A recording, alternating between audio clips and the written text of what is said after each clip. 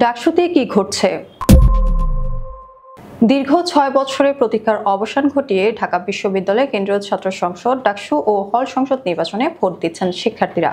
২০২৪ সালে জুলাই গণ অভ্যুত্থানের পর পরিবর্তিত রাজনৈতিক পরিস্থিতিতে এই নির্বাচনকে দেখা হচ্ছে ক্যাম্পাসে গণতন্ত্র পুনরুদ্ধারের এক ঐতিহাসিক পদক্ষেপ হিসেবে।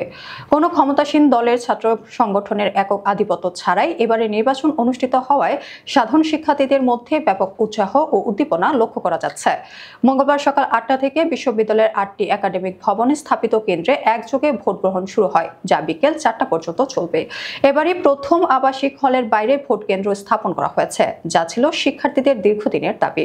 2019 সালের সর্বশেষ বিতর্কিত নির্বাচনের অভিজ্ঞতা থেকে শিক্ষা নিয়ে বিশ্ববিদ্যালয় প্রশাসন এবার স্বচ্ছতা নিশ্চিত করতে একাধিক পদক্ষেপ নিয়েছে। এর মধ্যে রয়েছে প্রতিটি কেন্দ্রের বাইরে এলইডি স্ক্রিনে সরাসরি ভোট গণনা প্রদর্শন এবং পুরো প্রক্রিয়া সিসিটিভি ক্যামেরার আওতায় রাখা।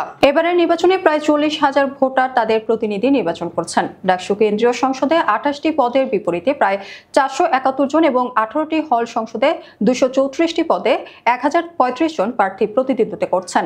নির্বাচনে জুলাই আন্দোলনে নেতৃত্ব দানকারী বৈষম্য বিরোধী ছাত্র আন্দোলনের নেতা কর্মীদের সমন্বয়ে গঠিত প্যানেল, জাতীয়তাবাদী ছাত্রদল, বিভিন্ন বামপন্থী ছাত্র সংগঠনের জোট এবং ইসলামী ছাত্র আন্দোলন সমর্থিত প্যানেল সহ প্রায় 10টি প্যানেল অংশ নিয়েছে। নিষিদ্ধ ঘোষিত ছাত্রলীগ এবারের নির্বাচনে অনুপস্থিত। ভোট গ্রহণ শুরুর পর থেকে কেন্দ্রগুলোতে শিক্ষার্থীদের দীর্ঘ লাইন দেখা গেছে, যা একটি উৎসব মুখর পরিবেশের সৃষ্টি করেছে। বিশেষ করে ছাত্রী হলগুলোর ভোটারদের উপস্থিতি চোখে পড়ার মতো। বিশ্লেষকরা মনে করছেন প্রায় 48% নারী ভোটার এবারের নির্বাচনে জয় পরাজয়ের অন্যতম প্রধান নির্ধারক হয়ে উঠবেন। ঢাকা বিশ্ববিদ্যালয়ের উপাচার্য অধ্যাপক ডক্টর নিয়াজ আহমেদ খান শিক্ষার্থীদের নির্ভয়ে ভোট কেন্দ্রে আসার আহ্বান জানিয়ে বলেছেন, এই নির্বাচন সমগ্র জাতির জন্য একটি উদাহরণ সৃষ্টি করবে। তিনি জানান, নির্বাচনী নিরাপত্তা নিশ্চিত করতে ক্যাম্পাসে 3 স্তরের নিরাপত্তা ব্যবস্থা গ্রহণ করা হয়েছে এবং বিপুল সংখ্যক আইন শৃঙ্খলা রক্ষাকারী বাহিনীর সদস্য মোতায়েন রয়েছে। তবে ভোট গ্রহণ শুরুর পর কিছু বিচ্ছিন্ন অভিযোগ উঠেছে। ইসলামী ছাত্র আন্দোলন সমর্থিত সচেতন শিক্ষার্থী সংসদ অভিযোগ করেছে, তাদের এজেন্টদের কয়েকটি কেন্দ্র থেকে বের করে দেওয়া হয়েছে। সংগঠনটির নেতারা এটিকে নির্বাচনকে কলঙ্কিত করার একটি প্রচেষ্টা হিসেবে অভিহিত করেছেন। বিশ্লেষকরা বলছেন, জাতীয় নির্বাচনের আগে ডাকসুর এই ভোট বিশেষ গুরুত্ব বহন করছে। একটি অরাজনৈতিক অন্তর্বর্তীকালীন সরকারের অধীনে এই নির্বাচনকে ভবিষ্যৎ জাতীয় রাজনীতির একটি মহড়া হিসেবেও দেখা হচ্ছে।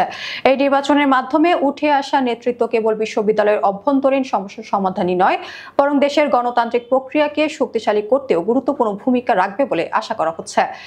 গণরুম, গেস্ট রুমের মতো নিপীড়নমূলক সংস্কৃতির অবসানের পর এই নির্বাচন বিশ্ববিদ্যালয়ে সুস্থ ধারার রাজনীতি ফিরিয়ে আনার ক্ষেত্রে একটি মাইলফলক হয়ে থাকবে। সকলের দৃষ্টি এখন ভোট গণনা ও ফলাফলের দিকে, যা নির্ধারণ করবে বাংলাদেশের দ্বিতীয় পার্লামেন্টের ভবিষ্যৎ গতিপথ।